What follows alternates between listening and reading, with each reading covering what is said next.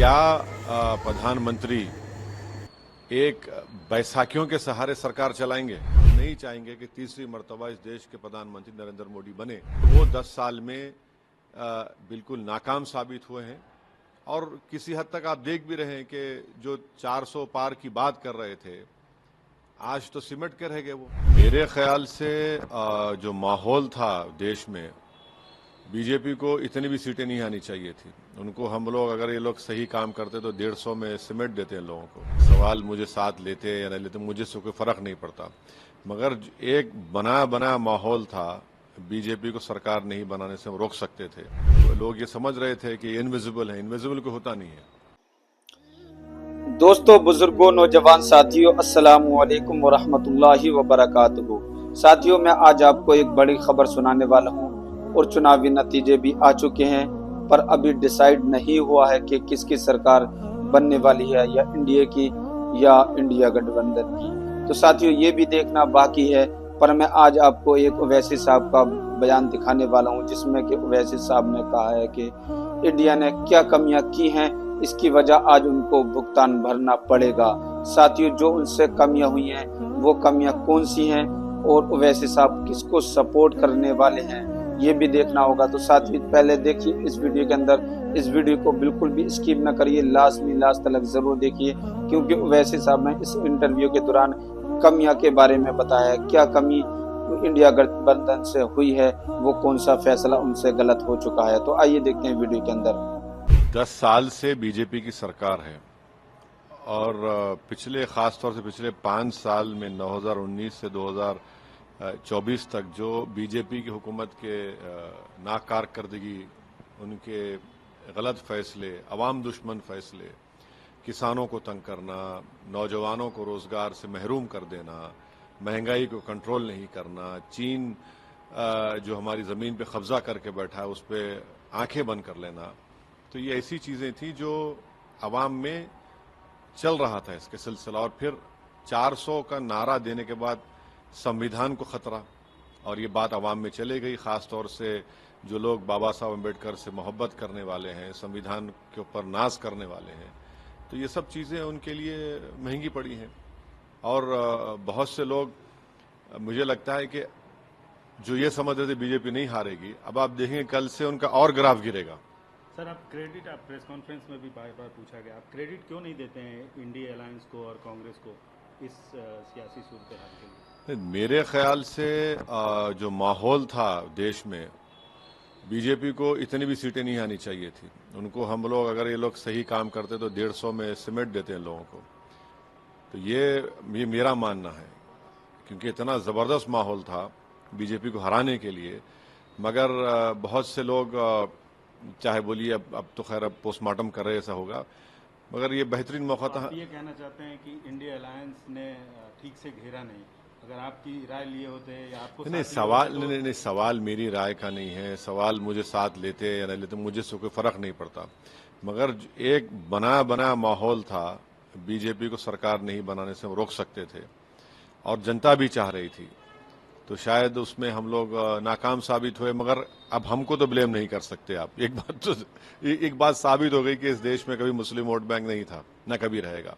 आपका सबसे पसंदीदा सूबा है उत्तर प्रदेश, आप बार बार जाते हैं उत्तर प्रदेश गए। उत्तर प्रदेश में भी काफ़ी चौंकाने वाला रिजल्ट आया, जहां कहा जाता था कि योगी और मोदी की जोड़ी, और डेवलपमेंट भी हुआ है वहाँ ठीक ठाक, लेकिन इस तरह के रिजल्ट की उम्मीद बीजेपी भी नहीं की थी, खासतौर से उत्तर प्रदेश से, क्योंकि उत्तर प्रदेश को बोला जाता है कि दिल्ली का रास्ता उत्तर प्रदेश से होके जाता है।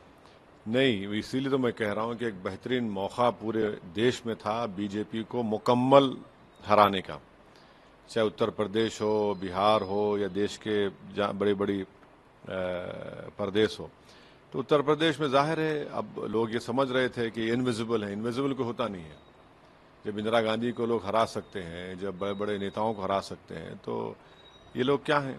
तो इसीलिए जहां से, जिस प्रदेश से प्रधानमंत्री खुद आते हैं, आज वहीं पर उसके अतराफ में जितनी सीटें हार गए, बनारस के अतराफ में कितनी सीटें हार गई बीजेपी, आप देख लीजिए कितनी सीटें हार गई। माने जो बोलते थे कि नहीं अतराफ में पूरा उनका बड़ा जोर है, शोर है, ना जोर है, ना शोर है, ना कुछ नहीं, अब तो सन्नाटा है। मगर क्या प्रधानमंत्री एक बैसाखियों के सहारे सरकार चलाएंगे? अगर वो बनाते हैं मोदी जी तो देखना पड़ेगा। बैसाखी किसको बोल रहे हैं, चंद्रबाबू नायडू को नहीं नहीं और नीतीश कुमार को? देखिए, जो 400 की बात कर रहे थे, जो नहीं, आपने नहीं बैसाखी नहीं बोला। सुनिए सुनिए, बैसाखी दोनों तरफ होती नहीं है। नहीं नहीं सुनिए, जो 400 की बात कर रहे थे, जो बोल रहे थे कि सब खत्म हो जाएगा, और जो कह रहे थे कि जो फुला भक्त होगा वही दिल्ली में राज करेगा, अब किसके भक्त बनेंगे ये? अब किसके इशारे पे काम करेंगे? तो ये देखना पड़ेगा। ये देश देखना चाह रहा है। जो बुलंगबांग दावे करते थे, आज वही उनके लिए गले का सांप बन गया है। आपने अभी एक स्टेटमेंट दे दिया कि बैसाखी के सहारे चलाएंगे। बैसाखी कौन? बहुत है, बहुत होंगे, आप देखते जाइए। कल के बाद बहुत सी चीजें, अभी तो पूरा मुकम्मल रिजल्ट तो नहीं आया ना। हमको लगता है कि बीजेपी 272 का मार्क नहीं टच करेगी, लगता है। जब हो सकता है कि मैं गलत भी हो जाऊं, मगर जब काउंटिंग हो रही है, बड़े बड़े उनके नेता हार रहे हैं। आप मुजफ्फरनगर से हार गए संगीत सोम में, मंत्री रहे उनके, जो कहते थे कि कुछ नहीं होगा, वो हार गए हैं। तो देखिए सर, आपके तेलंगाना के बाजू में आंध्र प्रदेश है, वहाँ से भी बहुत चौंकाने वाला रिजल्ट आया। सत्ताधारी पार्टी बहुत कम में सिमट कर रह गई है। क्लीन स्वीप मिला है टीडीपी, चंद्रबाबू नायडू की पार्टी टीडीपी को। हाँ, ये जनता का, आवाम का फैसला है, इसकी इज्जत करनी चाहिए। और हमारी नेक तमन्नाएं हैं नई हुकूमत की आंध्रा में जो बनेगी, और वो जो वादे किए वो पूरे करेंगे हम आंध्रा की आवाम से। और मुझे यकीन है कि जगन मोहन रेड्डी इंट्रोस्पेक्शन करेंगे, और उनके पास तो अभी वो बहुत नौजवान हैं, टाइम है उनके पास, वो उन तमाम चीज़ों को सुधारेंगे। सर, अंतिम और सबसे अहम सवाल, हम उम्मीद करते हैं कि आप इसका जवाब देंगे। जो इंडिया अलायंस का इंडिया अलायंस जिनके खिलाफ थी, एनडीए के खिलाफ थी, खासतौर से बीजेपी के खिलाफ थी, नरेंद्र मोदी के पॉलिसीज़ के खिलाफ थी, आप भी कमोवेश आप भी विरोध में थे। अगर इंडिया अलायंस की तरफ से आपको न्योता मिलता है तो आप जाएंगे? देखिए, ये ifs and buts and possibilities की बात मैं नहीं कर सकता, मगर मैंने चुनाव के दौरान ही इस बात को कह दिया था कि अगर कोई ऐसा मौका आता है कि नॉन एनडीए और एक नरेंद्र मोदी को रोकने के लिए किसी को प्रधानमंत्री बनाने का मौका मिल सकता है, तो हम यकीनन उनका साथ देंगे, क्योंकि ये फैसला मुल्क के और संविधान के मफाद में होगा।